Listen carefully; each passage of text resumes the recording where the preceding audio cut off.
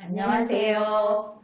오늘은 어린이 과학 논픽션 책과 관련된 이야기 두 번째 시간입니다. 지난 시간에 이어서 임수경 작가님 모셨습니다. 안녕하세요. 네, 지난 시간에 많은 이야기를 정말 재미있게 들었습니다. 감사합니다. 다른 분들에게도 도움이 많이 되셨을 거라는 생각이 드는데요. 오늘도 이제 좋은 말씀 해주실 거라고 생각이 듭니다. 자, 오늘은 본격적으로 이제 책 쓰기와 관련된 이제 말씀을 좀 들어볼까 하는데요. 그 논픽션 책을 쓸 때 이 준비 과정이 있잖아요. 네, 그 준비 과정에 어떤 걸 해야 하는지 이 말씀 먼저 해주시면 좋겠어요.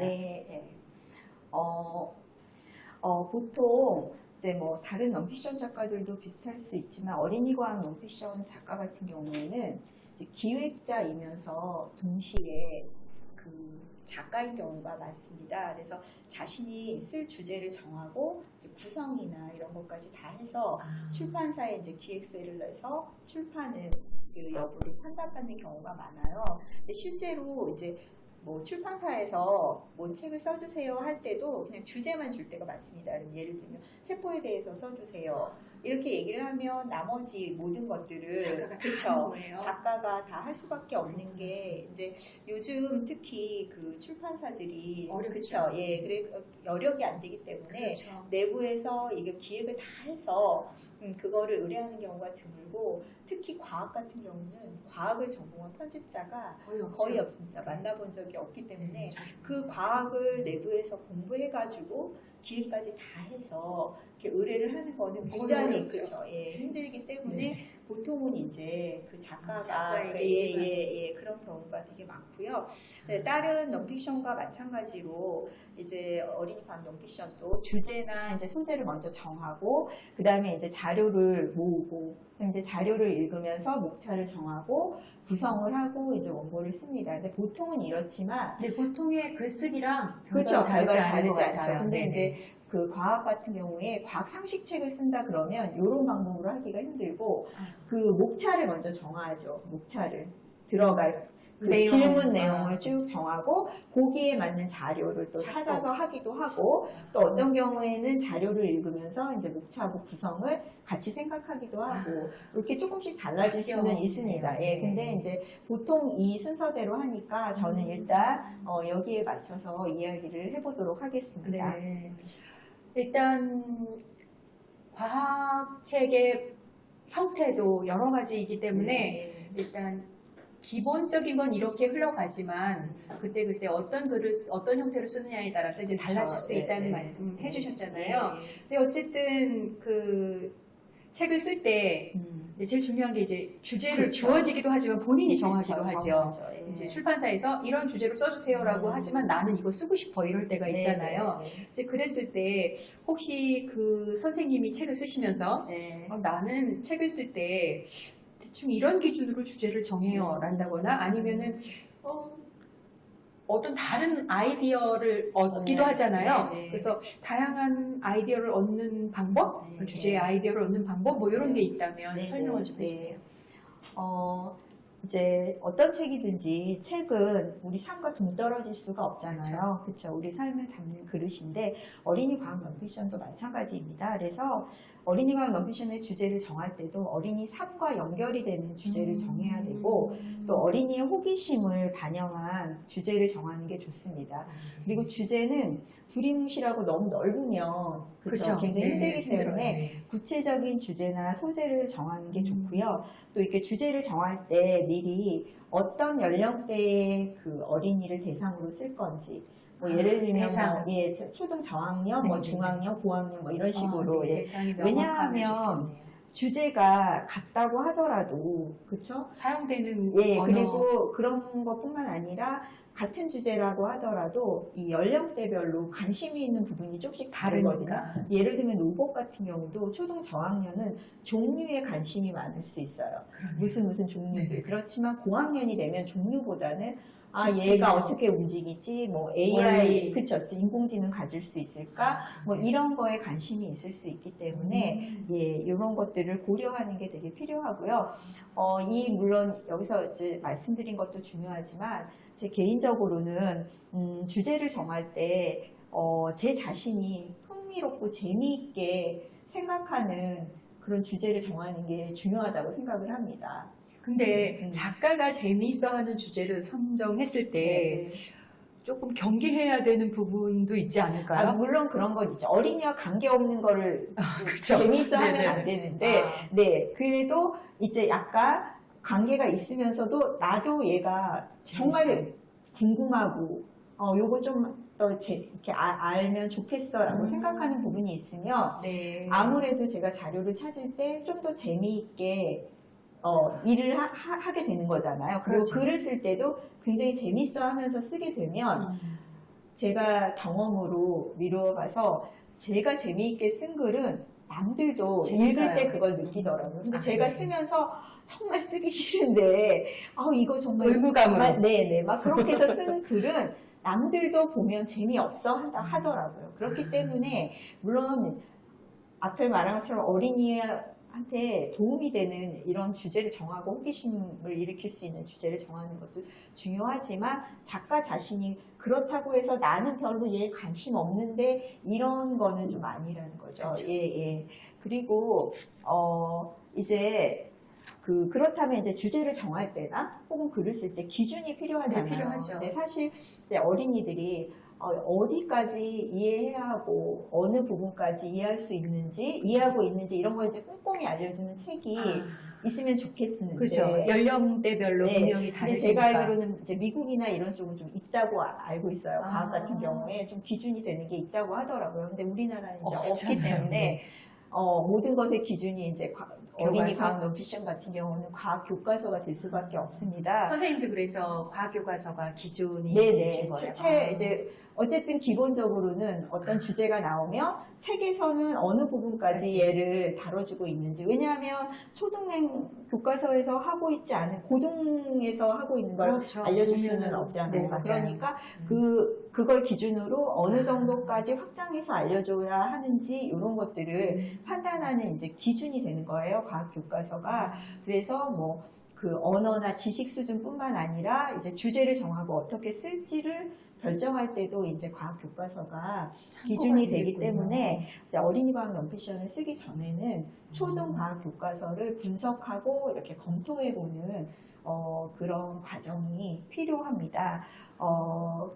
이제 과학 교과서에서도 물론 주제에 대한 아이디어를 얻을 수 있지만 그러면 또 비슷하잖아요. 비슷하죠. 네, 교과서. 그래서 좀 독특하고 특별한 아이디어를 얻으려면 이제 아이디어의 기초가 되는 기초 지식을 많이 쌓아야 되는데 그러려면은 이제 그렇죠. 그렇게 해야지만 아이디어도 나올 수 있고 좋은 그렇죠. 아이디어 네, 그리고 맞아요. 자기만의 주제를 찾아서 그렇죠. 글을 쓰는 것까지 발전할 수가 있는 거예요. 그렇죠. 내가 예. 공부를 안 한 상태에서는 그쵸. 좋은 네네. 아이디어 거리를 봐도 그렇죠. 안 떠올라요. 그러니까 아이디어라는 게 우리는 그렇게 얘기하잖아요. 뭐 어느 한순간에 얘가 번개가 치듯 딱 된다고 하는데 그건 이제 아니죠. 그 뇌 과학 같은 데서 보면은 이게 어느 정도 그래서 우리가 암기도 필요하다고 얘기하거든요. 암기를 해서 어느 정도 지식이 쌓여서 그게 어느 단계를 넘는 순간 그게 폭발적으로 네네네. 되는 거기 때문에 내 배경 네. 지식 안에서 그렇죠. 어쨌든 네네네.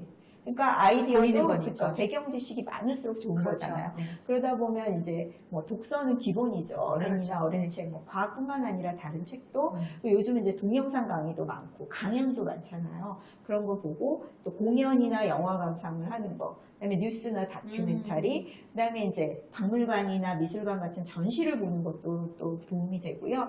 여행 같은 그런 직접 그쵸, 체험을 보는 것도 필요하고 아까 말씀드렸듯이 이렇게 기초 지식을 많이 쌓다 보면 정말 어느 날 약간 머릿속에서 이렇게 번개가 치는 것처럼 이거 되게 재밌겠는데 이거 하고 싶어 이렇게 생각이 드는 때가 있습니다. 그래서 여기에서 제가 하나 더 이제 첨가하면 이제 그 어린이 전집이나 백과사전도 참고해 보자는 건데 어린이 전집 같은 경우는 사실 시중에서 살 수 있는 게 아니잖아요. 네, 맞아요. 근데 이제 물론 뭐 모든 전집이 다 좋다 이런 건 아니지만 보통은 전집을 그 출판사 내부에서 오랫동안 기획을 해요. 그리고 구성도 해서 필자한테 의뢰를 하는 경우가 많기 때문에 기획이 잘 돼 있는 경우가 많아서 그 전집을 보면서 주제라든지 혹은 이제 구성 같은 거를 참고하는데 굉장히 많이 도움이 됩니다. 다양한 구성이 많이 있거든요. 그렇겠네요. 한 그 전집 안에. 그렇죠. 그리고 네. 출판사마다 또 네, 구성이 약간씩 다를 수도 특징도 있고요. 좀 네, 있고요. 네. 그래서 과학 같은 경우는 이제 저렇게 보면 되게 도움이 많이 되고요. 그리고 이제 개인적으로 또 어린이 백과사전을 되게 좋아하는데 이 어린이 백과사전을 보면은 주제에 대한 그런 핵심 개념이 뭔지를 알 수 있고 그 핵심 개념에서 조금 확장된 개념들을 이렇게 알려줘요. 그래서 요 개념에서 요런 정도까지는 다뤄줄 수 있구나라는 그런 그런 것들을 알 수 있거든요. 그래서 이런 책들은 사실 살 수 없기 때문에 네, 이제 없어요. 어디 가서 볼까라고 하는데 이제 일반 그 뭐 주변 도서관에 있는 경우도 있지만 아마 거의 없는 없어요. 경우가 네. 많고요. 보통은 이거를 전부 볼 수 있는 곳은 어디냐면 서울 같은 경우는 시립 어린이 도서관이나 국립 뭐 청소년 어린이 도서관이나 이런 데 가면 볼 수 있습니다. 그래서 이런 책들도 참고를 하시면은 굉장히 도움이 많이 됩니다. 네, 백과사전 같은 경우에는 이제는 안 나오잖아요. 그렇죠. 그리고 인터넷으로 뭐 찾아봐 네, 이러니까 좀 네. 아쉬운 부분도 네, 있어요. 네. 좀 아쉽긴 하네요. 어쨌든 선생님께서 아이디어를 얻는 다양한 방법들에 대해서 이제 저희에게 설명을 해주셨는데 선생님 책 네. 많이 썼잖아요. 네. 이제 그 중에서도 네. 여기서 아이디어 얻어서 이렇게 발전시켰습니다 하는 네. 책들이 있죠. 네. 네, 그거 좀 네. 소개해 주세요. 요거 이제 지난 시간에도 말씀드렸던 영화관에 과학이 산다 같은 경우는 지난번에 제가 말씀드렸잖아요. 체험. 어린이 독자들 체험 공간에 갔을 네. 때 담당하면서 이제 얻은 아이디어를 제가 작가가 되면서 이렇게 기획을 해갖고 쓴 책이니까 요거는 이제 체험 장소에서 얻은 아이디어라고 볼 수 있고요. 네네. 이제 제가 쓴 힘센 과학자 같은 경우는 아마 읽어보신 분들 많이 생각의 계실 탄생, 건데 네. 생각의 탄생에서 생각의 탄생을 읽고서 제가 아이디어를 얻었는데요. 이제 생각의 탄생은 뭐 레오나르도 다빈치나 네. 아인슈타인이나 피카소 같이 이렇게 역사 속에서 창조성을 발휘한 사람들이 생각하는 법을 어떻게 배웠는지 이제 13가지 도구로 나누어서 네네네. 생각 도구로 나누어서 설명한 책이잖아요. 그래서 제가 이 책을 읽으면서 과학자들이 어떤 과정을 거쳐서 발견이나 발명을 했는지를 따라가면서 과학자들이 그 과정에서 어떻게 사고력과 관찰력과 그 창의력을 길렀는지를 이렇게 해주는 그런 책이 있었으면 좋겠다라고 생각을 해서 이제 지난 시간에도 잠깐 말씀을 드렸지만 과학자를 3명으로 네, 나눠서 맞아요. 이제 힘센 눈, 그쵸? 힘센 손, 이런 식으로 이렇게 나누고 또 하나는 그냥 이야기 나누는 거, 그다음에 강연, 인터뷰 이런 식으로 구성을 해서 했던 책입니다. 전 저거 2권 다 봤거든요. 네. 선생님 책은 청소년이나 어린이 고학년들하고 네네. 책 토론할 때 썼는데 네.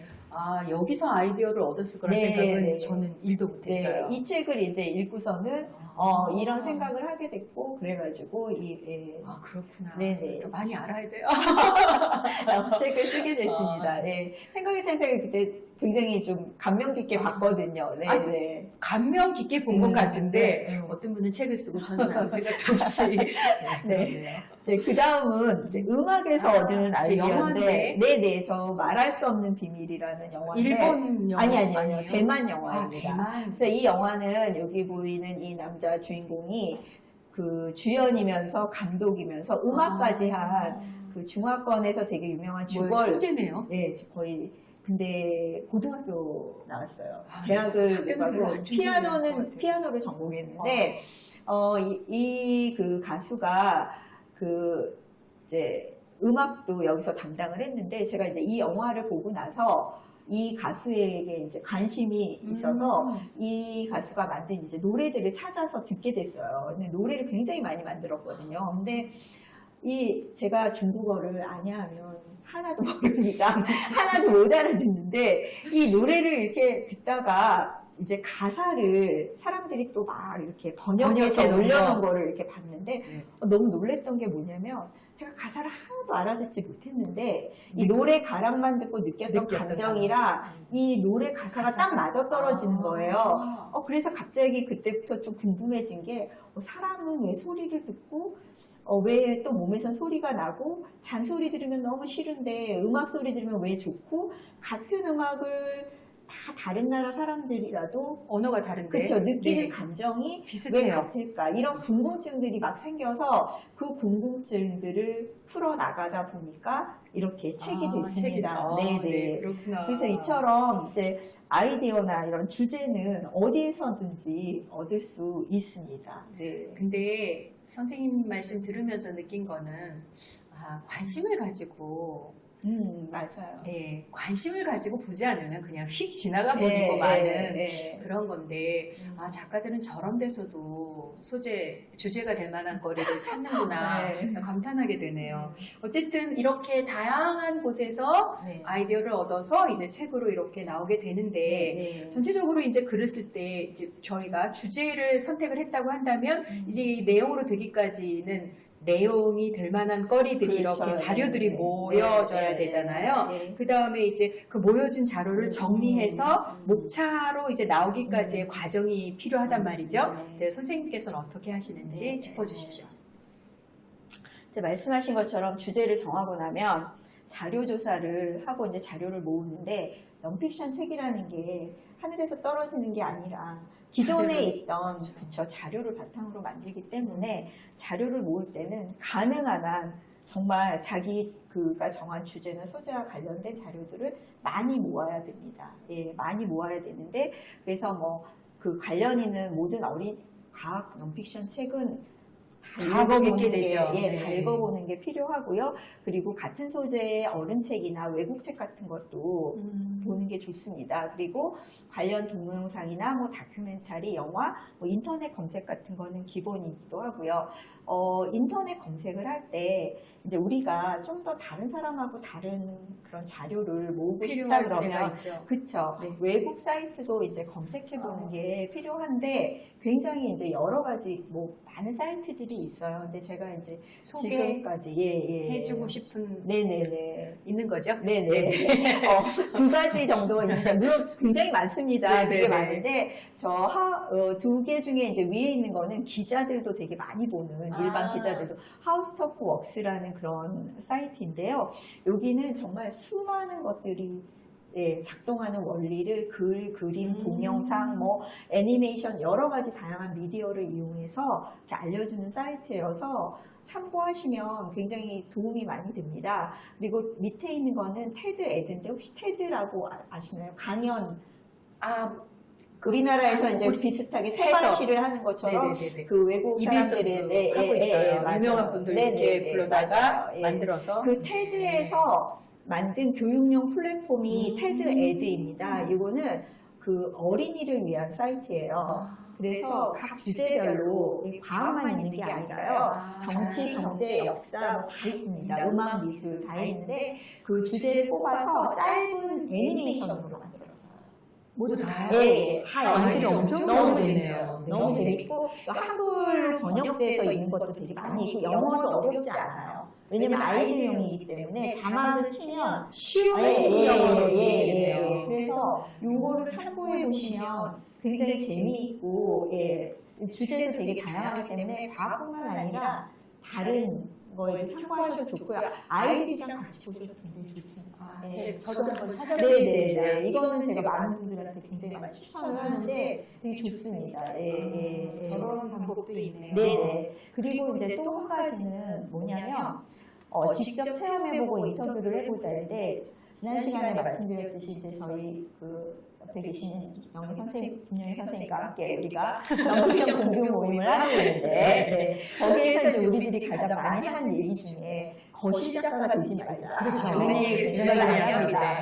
그러니까 거실 작가라는 게 뭐냐면 그냥 집안에 집구석에 앉아서 이렇게 자료만 이렇게 보고 책을 쓰는 그런 작가를 말합니다. 그래서 사실 지식과 정보가 녹아있는 글을 쓰려면 물론 자료를 많이 보는 게 기본이지만 작가의 경험도 굉장히 중요하다는 거. 네, 맞아요. 네. 그래서 우주에 대해서 글을 쓴다고 하면 천문대를 찾아가서 망원경으로 밤하늘을 한 번이라도 보고 또 동물에 대해 쓴다면 사실 우리가 세렝게티나 이런 데 가보면 좋겠지만 갈 수 없죠. 못 가니까 동물원을 찾아가 본다던가 아니면 이제 우리가 식물하고 동물에 대해서 쓴다 그러면 곤충에 대해서 쓴다 그러면 직접 키워본다든가 이런 것들이 필요하죠. 네, 자기 체험이 있어야지만 쓸 수 있는 또 그런 글들이 있거든요. 그리고 글 문장 자체가 달라요. 그렇죠. 네. 그리고 이제 무엇보다도 제가 권해드리고 싶은 거는 현장에서 일하는 사람이나 전문가를 찾아가서 인터뷰를 해보는 게 굉장히 중요합니다.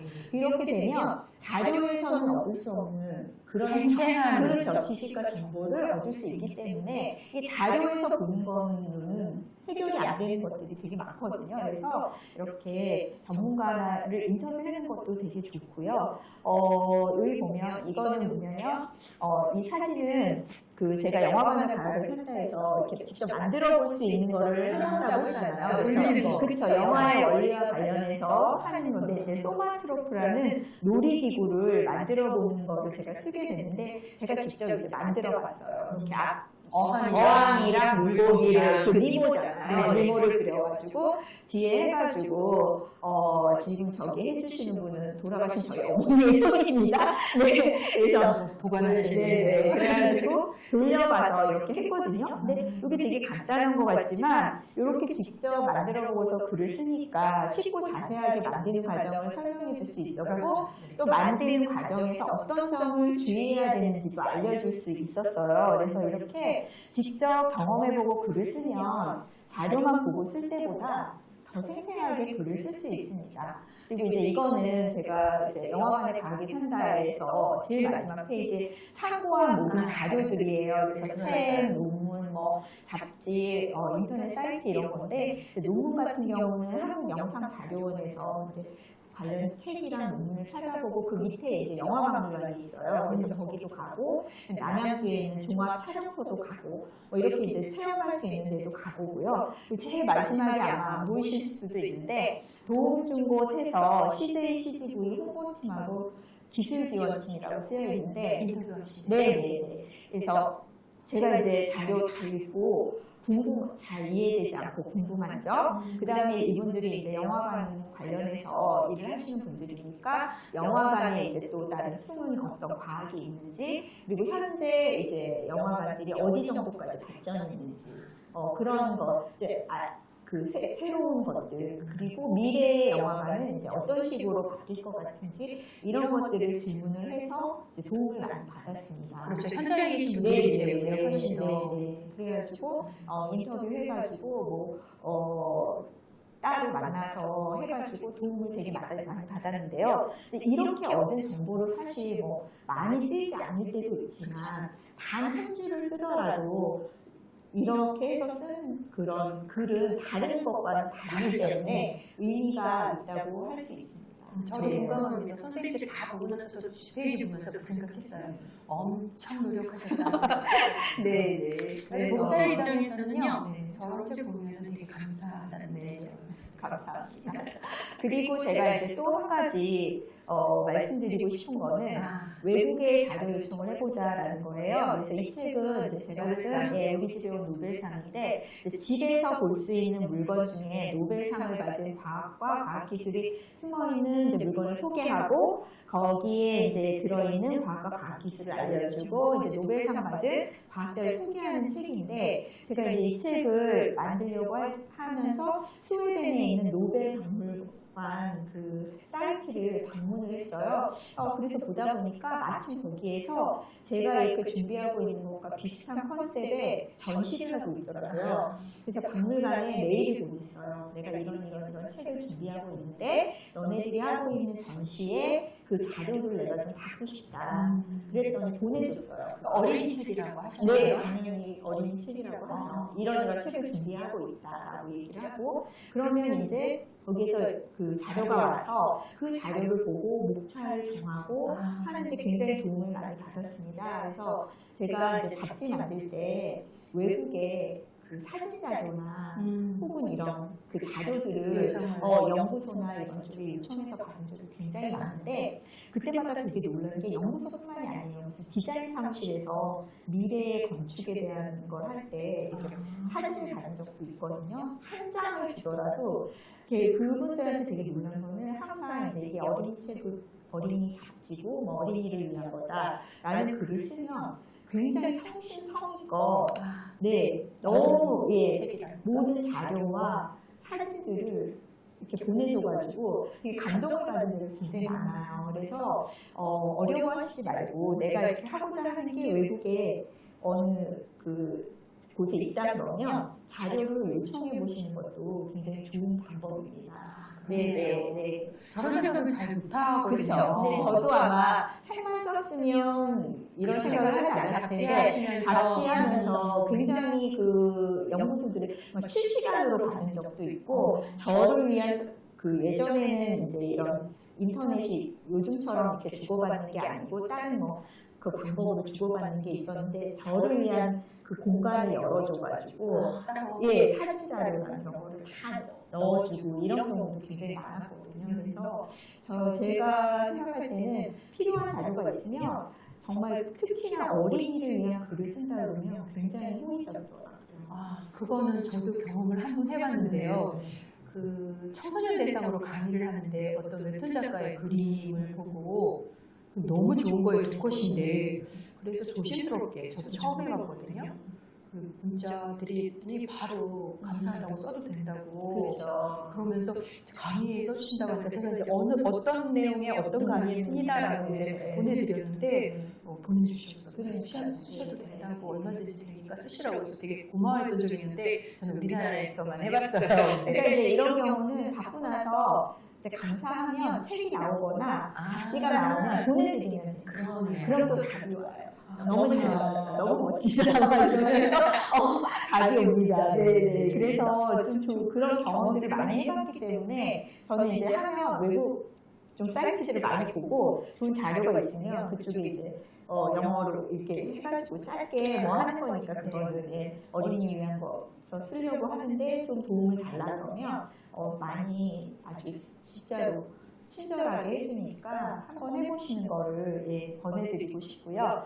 그 다음에 자료를 이렇게 다 모으고 난 다음에는 이제 중요한 정보하고 지식을 선별해서 논리적으로 순서를 정하는데 그 과정에서 이제 목차가 생깁니다. 그렇죠? 근데 이제 목차를 정할 때는 쓰고자 하는 내용보다 조금 많이 정하는 게 좋아요. 10개 정도 한다면 12개. 왜냐하면 글을 쓰다 보면 글을 쓰다 보면 내가 생각했던 거하고 좀 달라질 때가 많이 있어요. 그러다 보면 이걸 이제 좀 바꾸어야 되고 이런 경우가 있으니까 그렇게 하는 게 좋고요. 그 다음에 이제 우리도 책을 보면 목차를 이렇게 쭉 훑어보고 이게 대체 무슨 내용일까 이렇게 좀 짐작을 하잖아요. 그리고 이게 무슨 연관이 있을까 이런 거를 생각을 하는 것처럼 이게 목차는 사실 이 책의 뼈대나 마찬가지예요. 그래서 사람들이 목차를 좀 중요하지 않게 생각하지만 사실 목차가 굉장히 중요하거든요.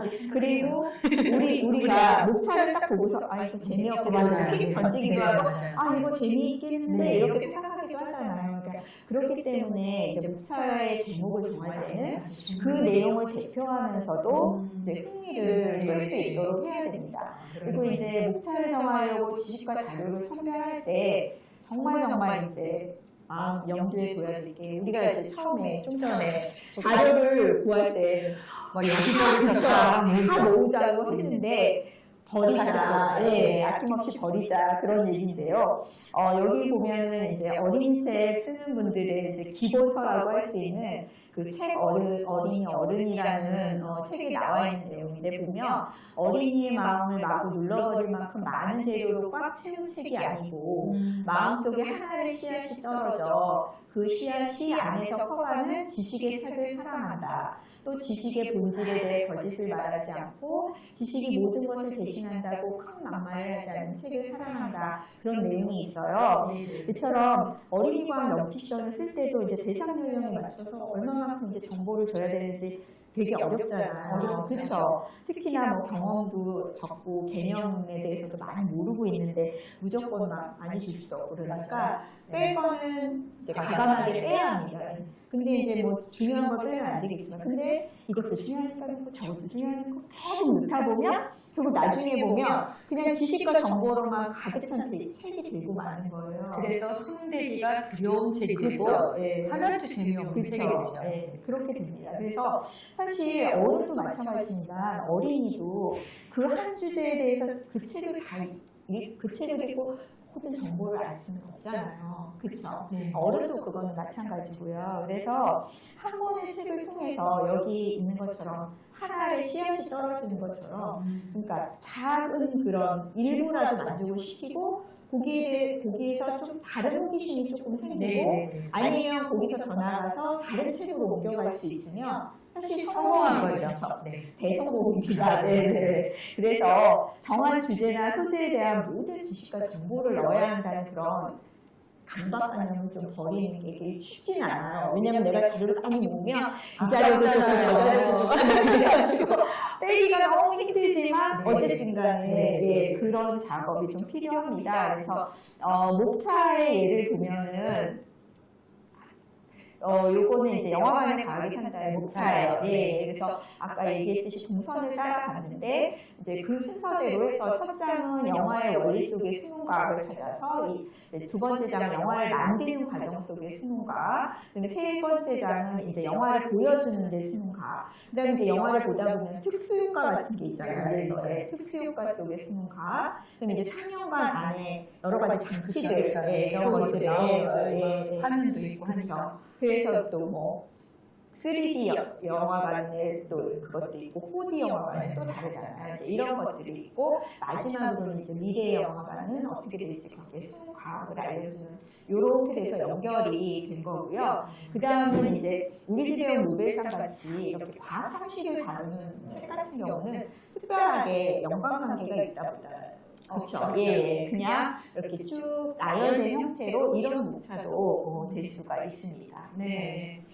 어쨌든 선생님께서 선생님 책으로 이제 목차까지 설명을 해주셨는데 우선 이렇게 목차도 정하고 그렇지만 이제 안에 책의 내용을 구성할 때 또 구성 방식이 다르잖아요. 그리고 작가마다도 이제 자기가 원하는 방식이 있을 수 있고 내용에 따라서도 다양한 구성 방식을 이제 선택하게 되는데요. 그 구성 방식이 어떠냐에 따라서 책을 저희가 높이도 하고 보기도 하고 이러잖아요. 이제 그래서 이제 선생님께서 이 다양한 구성 방식에 대한 설명을 더불어서 선생님은 주로 어떤 방식을 쓰시는지 궁금해요. 네, 알겠습니다. 이제 목차를 정하고 나면 이제 선별한 지식과 정보를 가지고 구성을 해야 되는데 구성은 모든 정보가 이제 서로 연결돼서 이제 주제를 표현해야 되는 구조로 해야 되고 또 대상 연령에 따라서 이제 그쵸 쉽게 이해할 수 있게 구성해야 되는데 문제는 아까 말씀하셨듯이 어떤 구성을 선택하느냐에 따라서 어린이들이 그냥 냅다 버릴 수도 있고, 읽을 수도 있고, 그렇기 때문에 사실 글을 쓰기 전에 이제 가장 고민하는 부분이 바로 이제 이 구성입니다. 그래서, 구성은 이제 연령에 따라 쉽게 하기도 해야 되지만 그 안에서 이제 말씀하신 대로 계속 책을 읽을 수 있는 힘을 갖게 하려면 다양한 형식, 퀴즈나 만화나 인터뷰도 이제 적절한 데에서 어떤 식으로 예를 넣어야 하지만 이제 재미있게 구성이 될지 다양한 형식을 가지고서 하는 게 굉장히 중요합니다. 그리고 또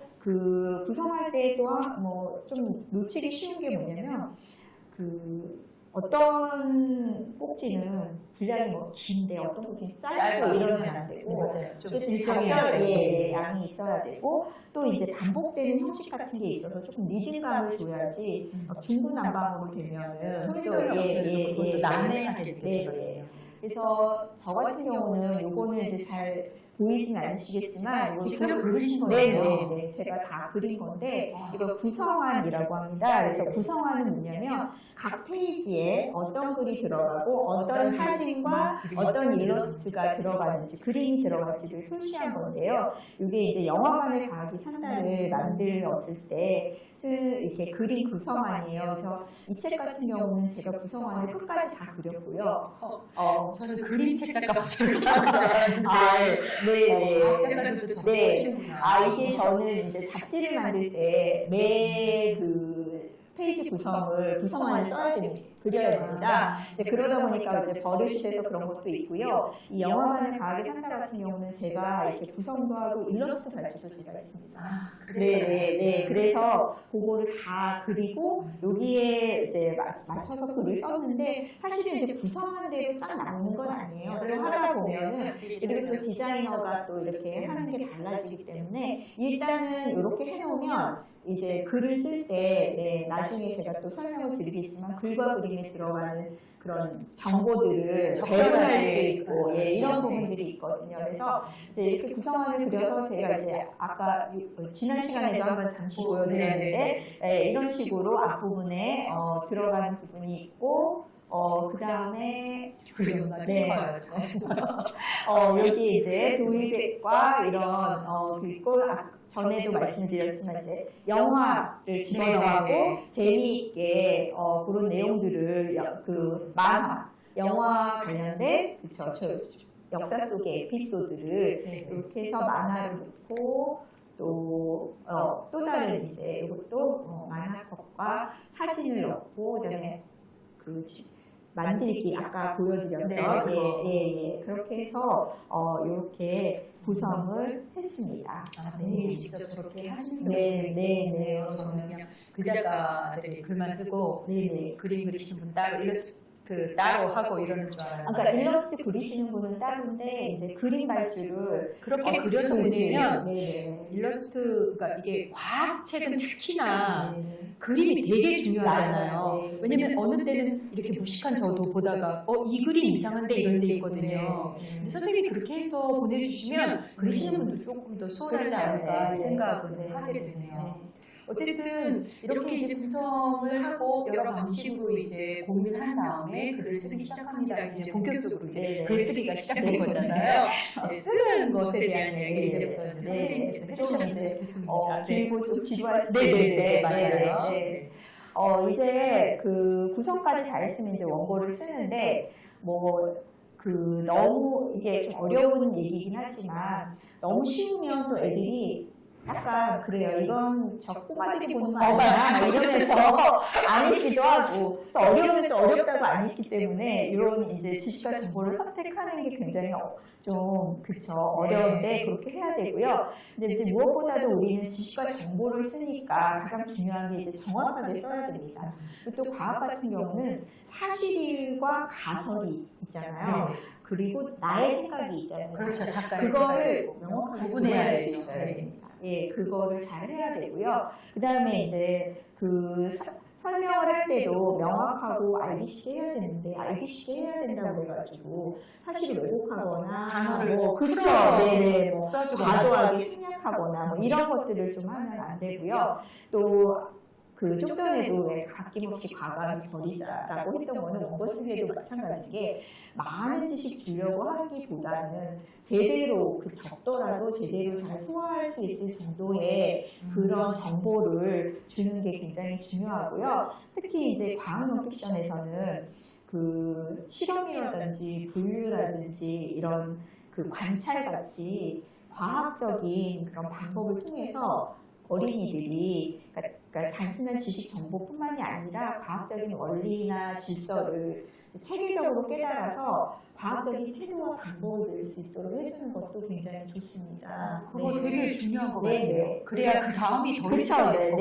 그래야지만 이제 어린이들이 스스로 자기가 지식을 확장시키고 탐구할 수 있게 되기 때문에 특히 이제 과학 같은 경우에는 그런 부분들을 좀 유념해서 써주는 게 좋고요. 이거는 이제 그 다음에는 이거는 과학에만 해당하는 건 아닌데 지식과 정보는 객관적으로 정확해야 하잖아요. 그렇기 때문에 어떤 한 지식과 정보를 한 가지만 보고 쓰면 안 되고 다양하고 이제 믿을 만한 자료를 꼼꼼하게 비교를 해서 어떤 게 정확한지 확인을 확인을 해야 되고 그 다음에 이제 기본적으로 인터넷으로 검색한 자료는 저건 진짜 확인해야 네, 돼요. 무조건.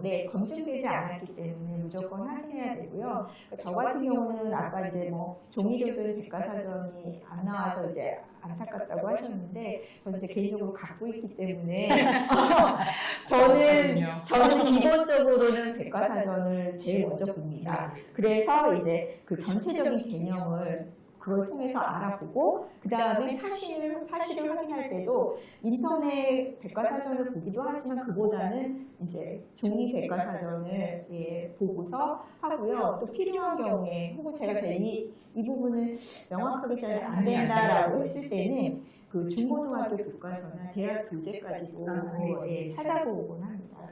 그렇게 해서 이제 확인을 해야지만 그게 되고요. 또 과학에서 가장 중요한 건 시의성 굉장히 중요합니다. 왜냐하면 과학이라는 거는 절대 불변한 그런 사실이 아니라 지금까지 알려진 사실입니다. 그러니까 얘가 언제든지 바뀔 수 있고 또 요즘같이 굉장히 세상이 빠르게 과학이 또 빠르게 발전하기 때문에 항상 그 최신 지금 자료를 찾아보는 게 되게 중요한데 예를 들면 예전에는 우리가 태양계 그러면 수금지와 목표, 천의, 명까지 했는데 지금 그렇죠. 명화성이 그렇죠. 퇴출됐잖아요. 그리고 예전에는 맛을 느낄 때 우리 혀에서 만지도가 있다고 해서 뭐 제일 앞에는 당만 뭐 이런 식으로 만지도가 있는 근데 그 지도가 잘못됐다는 그렇죠. 근데 그런 잘못된 정보를 넣어주면 안 되잖아요. 그렇기 때문에 최신의 그런 연구 자료를 넣어줘야 되는데 그러면 일반인들이 최신 연구 자료를 어떻게 알아요? 이렇게 생각할 수 있잖아요. 그래서 보면 그 인터넷 사이언스나 과학 동화나 그런 뉴스레터를 받을 수가 있어요. 그 뉴스레터를 받고 그리고 잡지를 보시면 좋은데 이제 뭐 과학 동화도 좋고 이제 뉴튼 같은 경우에 보면은 매년 거의 비슷한 주제로 나오지만 보면 최신을 계속 바꿔주거든요. 그래서 그런 과학 잡지를 보고 그 최신의 연구 결과를 알려주는 게 굉장히 중요합니다. 과학에서는. 그런데 그게 과학에서만 중요한 게 아니라 다른 논픽션 책에서도 중요합니다. 그냥 이건 과학과는 상관이 없겠지만 논픽션이니까 부모님들께서 그 논픽션 모든 책이 정확하다고 하시면 알고 계시면 안 되고요. 우리도 많이 봤잖아요. 정보가 잘못 전달되는 책들이 있어요. 그 내용 안에. 그래서 정확해야 된다는 거는 진짜 저는 논픽션 책의 생명이라고 저는 생각하거든요. 그래서 지금 임수경 작가가 말씀하신 대로 그 정확한 정보를 확인하고 또 확인해서 책에 넣어야 된다는 거. 그리고 혹시 틀린 정보가 있는 것을 우리 아이가 읽었을 때는 부모님께서 좀 정정해 주셔야 된다는 거, 이런 정보도 좀 알고 계셨으면 좋겠어요. 그리고 이제 글을 쓸 때는 연령에 따라서 이제 수준을 파악해서 그에 맞춰서 이제 이해하기 쉽게 단순하고 풀어 쓰는데 특히 어려운 단어나 한자어, 외래어 이런 것들은 이제 국어사전이나 그쵸 국립국어원의 이제 표준 국어 대사전을 찾으면 프리말이 나와요. 이제 그 프리말을 보고 찾아서 써주시는 게 좋은데 특히 이제 뭐 예를 들면 교미 이렇게 쓰는 게 아니라 짝짓기. 그다음에 이제 뭐 우리가 구성하다라는 말을 많이 쓰는데 과학에 많이 나와요. 구성하다라는 말이 그럴 경우는 구성하다라고 쓰지 않고 이루어졌다 뭐 이런 식으로 풀어 쓰는 게 굉장히 좋다고 생각하고요. 이제 또 과학에서 특히 중요한 거는 그렇죠. 이제 종종 편집자나 부모님들은 원자나 뭐 DNA나 이런 어려운 단어는 너무 어려우니까 쉬운 말로 풀어 써주세요 이렇게 얘기하는데 이렇게 과학 용어나 개념어는 써주시는 게 좋습니다. 풀어 쓰는 것보다. 어떤 개념? 다만 이제 새로운 과학 용어나 개념어가 나왔을 때는 앞뒤 문말 안에서 일단 설명을 한번 해주고 이제 다른 말로 바꾸지 않고 그 다음부터 하는 거죠. 그래서 원자라고 하면 이제 뭐 예를 들면 책상, 뭐 필통 같은 물건, 보이지 않는 공기, 우리 몸까지 세상을 이루는 모든 것들은 이제 원자라는 아주 작은 알갱이로 이루어져 있어라고 이렇게 설명을 해주고 그 다음부터 이제 원자라는 말을 쓰는 거죠. 그래서 저는 이제 어린이들이 어릴 때부터 과학 용어를 자연스럽게 접하는 게 좋다고 생각해요. 그래서 왜냐하면 우리가 어렸을 때 말을 배울 때를 생각해보면 뭐 컵이 뭔지 숟가락이 뭔지 모르고 그냥 계속 그렇죠. 계속 듣다 보면 나중에 그게 뭔지 알게 되잖아요. 그런 것처럼 과학 용어도 어렸을 때부터 접하다 보면 이렇게 나이 들어가면서 친근하게 걔를 느낄 수가 있고 어렸을 때는 그걸 정확히 모르더라도 나중에 되면 그것을 자연스럽게 알게 되죠. 알게 되기 때문에 꼭 이 개념들을 다른 말로 바꿔놓으면 나중에 뭐 세상을 좀 가장 작은 알갱이라고 계속 했는데 나중에 원자가 딱 나오면 그게 그거가 매치가 되지 않는 거예요. 그러니까 그렇게 하는 거는 좀 좋지 않다고 생각을 합니다. 그 다음에는 글을 쓸 때 문장은 이제 짧고 간결하게 쓰는 게 좋은데 그렇게 쓰다 보면은 자연스럽게 한 문장에 행동 하나, 뜻 하나만 갖게 되고요. 수동태 문장보다는 능동태 문장을 쓰는 게 좋고, 그다음에 이제 각 문단을 이루는 문장은 이제 하나의 커다란 의미잖아요. 그래서 이제 순서대로 그게 논리적으로 배열되도록 쓰고 정확한 아까 이제 우리가 정보나 이런 것도 정확해야 되지만 단어도 정확하게 쓰고 접속사도 자주 쓰지 않고 그다음에 이제 한 문단 안에서 단어가 반복되는 것도 피하고 이제 저런 거 그냥 일반 글쓰기 똑같습니다. 네, 네, 똑같은 이제 서술어문을 해주는 게 좋고요. 그다음에 이제 문체 같은 경우에도 생동감 있고 위트가 있는 문체가 좋고요. 설명 글이더라도 이제 입말체나 대화체 어린이 맞아요. 그리고 이제 2인칭 대화 너는 어떠니 뭐 이런 식 쓰는 것도 좋고요. 그다음에 이제 과학 같은 경우는 아까 말씀드렸듯이 일상생활에서 느끼는 궁금증, 뭐 경험한 일에서 시작하는 게 좋은데 뭐 호로록 뭐 배가 고프면 소리가 날까 뭐 이런 것처럼. 그다음에 이제 과학에서는 특히 약간 뭐 뼈가 없다면 어떻게 될까? 뭐 태양이 없다면 어떻게 될까? 이런 가설적인 질문이나, 그 다음에 이제 그 비유나 뭐 이런 것들을 가지고서 그 과학적인 호기심을 일으키는 질문을 해주는 것도 굉장히 좋고요. 그 다음에 이거는 이제 지난 시간에도 제가 설명을 드렸잖아요. 그렇죠. 일상생활에서 비유와 예를 찾는 거. 그 다음에 길이와 크기, 무게 뭐 이런 경우에도 그렇죠. 일상생활의 경우에서 비유로 하는 건데 그 예로 제가 요거는 그 유명한 물리학자 리차드 파인만이 아버지가 파인만이 어렸을 때 브리테니커 백과사전을 읽고 나서 읽어주시면서 해준 말인데 보면 이제 뭐 키가 8m, 뭐 두개골 지름이 2m에 이른다라는 거를 아버지가 어떻게 해석을 해줬냐면 이건 말이지 그 공룡이 우리 집에 들어서면 머리를 2층 창문으로 들이밀 수 있을 정도로 키가 크다는 뜻이고 머리를 들이밀지 못한 그래도 머리를 들이밀지 못하는 건 머리가 창문보다 조금 더 커서 유리창만 깨고 말 테니까. 그러니까 이렇게 리처드 파인만의 아버지는 읽어주는 거를 뭐든지 이렇게 실제 상황으로 바꿔서 쉽게 표현해 줬다고 그래요. 그래서 이처럼 이제 우리가 이런 내용들을 실제적으로 쉽게 설명해서 해주기는 하는데 원래의 설명들을 그대로 읽어주잖아요. 그렇죠. 그래서 이런 개념들을 이미지로 풀이해서 설명해주면 어린이들이 이해하기 쉽고 또 그 사실의 의미와 중요성도 이해하고 또 한 발짝 더 나가서는 이걸 상상할 수 있게 되잖아요. 그렇죠. 맞죠. 상상이에요. 그래서 그래서 그런 장점이 있습니다. 그리고 지난 시간에도 잠깐 말씀드렸듯이 동화 형식이 아니더라도 설명문에 과학의 숨은 이야기들을 넣을 수가 있는데 바로 과학자와 그렇죠? 과학자들이 그 발견이나 발명을 한 이야기들을 넣어주면은 어린이들이 굉장히 친숙하게 느낄 수 있습니다. 그리고 주제와 관련해서 작가 개인의 경험을 말해주는 것도 도움이 되고요. 그래서 이거는 이제 제가 영화관에 과학이 산다에서 왜 그 에피소드를 넣어준다고 했잖아요. 이 장면은 뭐냐면 그 SF 최초로 SF 영화를 만든 조르주 멜리에스가 특수 효과를 발견한 그런 이야기를 담은 만화입니다. 그 다음에 또 한 가지는 아까 저희가 그 초기에 얘기를 했죠. 일러스트가 굉장히 중요하다고. 네, 그래서 특히 과학 같은 경우에는 그 글을 서로 보완해 줄 수 있고, 네. 그리고 글을 이해하는데 조금 더 도움이 될 수 그렇죠. 있는 맞습니다. 글이었으면 좋겠어요. 그래서 이 내용에 대한 맞는 일러스트를 생각해 놓으면 이제 정보도 적절하게 배분할 수 있고요. 또 참고할 이미지를 찾아서 하다 보면 글을 더 생생하게 쓸 수 있는 경우도 많습니다. 그래서 아까 말씀을 하셨는데 사실 그 과학 논픽션 작가는 글과 함께 동시에 거기에 들어갈 그림 자료를 다 찾아서 편집자에게 넘깁니다. 원래는 다 같이 모여서 해야 되는데 그런 노력이 되지 않기 때문에 그러면 그걸 가지고 이제 편집자가 그 그림 발주를 하다 보니까 어떤 경우는 맞지 않는 경우도 생기는 거죠. 네.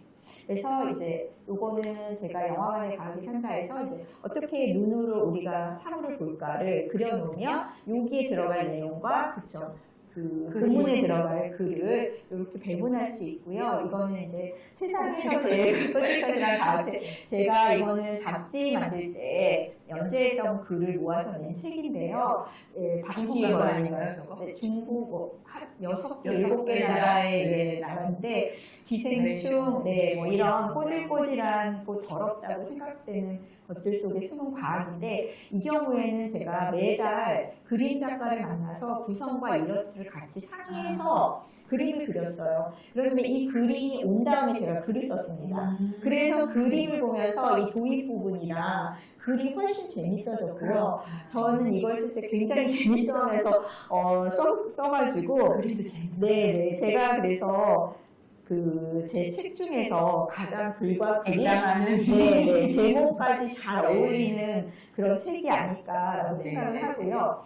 그 다음으로 이제 글에는 사실은 어린이 과학 넌픽션 책에도 그쵸 작가의 철학과 가치관과 관점이 다릅니다. 그래서 왜냐하면 그거에 따라서 주제에 따른 그 지식 정보를 가려내고 그쵸 구성하는데 달라지기 때문에 그렇습니다. 그래서 주제에 이런 철학을 담으려면 넓게 독서하고 깊이 사고하고 이제 확신을 가지고 주제를 전달하는 그런 게 필요하고요. 어린이에게 내가 무엇을 말해주고 싶은지 그 자신의 의도가 잘 드러나도록 써주는 게 좋습니다. 그래서 우리 영화관의 과학이 산다 같은 경우에는 이제 영화의 원리라는 게 뭐냐면 우리가 눈으로 눈과 뇌가 일으키는 착시 현상 중에 잔상 효과를 이용해서 사실 움직이지 않는 그림인데 움직이는 것처럼 보이게 만들잖아요. 3D 같은 영화 같은 경우도 입체로 보는 원리를 이용해서 실제는 평면인데 입체로 보이도록 그쵸 3D 영화관을 안경 끼고 그러잖아요. 그런 걸 보면 결국은 영화관이 우리에게 영화를 보여주는 거는 우리를 깜빡 속이는 거죠. 속임수입니다. 그래서 근데 이 속임수가 사실 우리를 되게 즐겁게 해주고 새로운 세계를 경험해서 우리와 우리 주변의 세상과 우리 이웃을 이해할 수 있게 해주고 또 다른 상상을 할 수 있게 해준다는 거를 제가 말하고 싶었고요. 우리 집에 온 노벨상 같은 경우는 사실 노벨상 받은 모든 과학과 과학기술 좋은 것만은 아닙니다. 맞아요. 이런 것도 있잖아요. 그렇죠. 상을 받았다 해서 디저트 같은 거 이런 대표적인 예잖아요. 근데 이거를 매 꼭지마다 넣어줄 수가 없는 거예요. 하지만 이 이야기는 꼭 넣어주고 싶고 그래서 이제 고민을 하다가 전체를 다 아우르고 나서 마지막에 나쁜 노벨상, 착한 노벨상, 나쁜 노벨상 해서 노벨상을 받았지만 인간이 어떻게, 사람이 어떻게 쓰느냐에 따라서 좋을 수도 있고 나쁠 수도 있다는 거를 이렇게 해서 어린이들이 책을 다 읽고 나서 이제 생각해 볼 수 있도록 이렇게 했거든요. 그래서 본인이 말하고자 하는 게 있다 그러면 어떤 방법을 써서라도 거기에 이제 넣을 수 있는 그런 구성을 하는 게 좋다고 생각을 합니다. 네, 굉장히 긴 시간 중요한 말씀 많이 해주셨는데요. 이제 마지막으로 강의를 마무리하면서 작가님께서 이 얘기만큼 해주고 싶다라는 거 듣고 나서 끝내도록 하겠습니다. 이거는 이제 가코 사토시라고 일본의 어린이 non-픽션 작가입니다. 되게 유명하신 분인데 그분이 뭐라 그랬냐면 생물의 구조나 물질의 가는 구조는 알면 알수록 아름다움과 훌륭함과 인간의 마음을 울리는 어떤 강한 것을 가지고 있습니다. 그것은 뛰어난 문학이나 예술이 불러일으키는 감동과 같다는 것을 깨달을 것입니다. 과학 그 자체의 아름다움을 강조해야 한다고 생각합니다. 라고 했는데요. 이 말처럼 어린이 과학 non-픽션도 감동을 줄 수 있습니다. 우리 많이 읽어봤잖아요. 네, 그렇죠? 그래서 감동을 준 작가한테는 되게 고마워했잖아요. 네, 그게 그림으로건 네. 그림과 잘 어울리는 짤막한 글로도 네. 논픽션 책인데 감동을 준단 말이에요. 네, 네. 진짜. 그래서 여러분들도 관심을 갖고 어린이와 non-픽션을 찾아보시면 분명 감동을 주는 책을 만나보실 수 있습니다.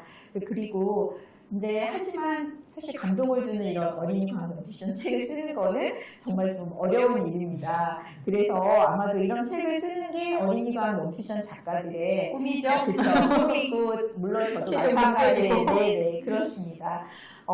지금까지 이제 말씀드린 건 제가 경험하고 생각하는 그리고 이제 제가 그동안 non-픽션 공부 모임에서 함께 이야기를 나누면서 이제 정리한 그렇죠. 어린이과 non-픽션 쓰기이지 사실 어린이와 non-픽션 쓰기의 정답은 아닙니다. 그래서 모든 글쓰기가 그렇듯이 나만의 글쓰기 방법을 찾는 게 되게 중요하다고 생각을 합니다. 그리고 마지막으로 글을 다 쓰고 나면 자기가 쓴 글을 소리내서 읽어보시기를 권합니다. 그래서 이렇게 자기가 쓴 글을 소리내서 읽다 보면은 그 어떤 부분이 어색한지 어떤 부분이 잘못됐는지가 금방 드러나거든요. 네, 그래서 꼭 자기가 쓴 글을 소리내어 읽어보시기를 바라고요. 지금까지 부족한 강의 들어주셔서 감사합니다. 네, 감사합니다. 2시간 동안 어린이 과학 논픽션에 대한 이런저런 이야기를 들었습니다. 이해하신 만큼 또 사랑해 주셨으면 좋겠고요. 소중한 시간 내주신 임수경 작가님 감사하고요. 저는 다음 시간에 역사 논픽션 책을 쓰는 작가와 함께 다시 만나뵙도록 하겠습니다. 감사합니다. 감사합니다.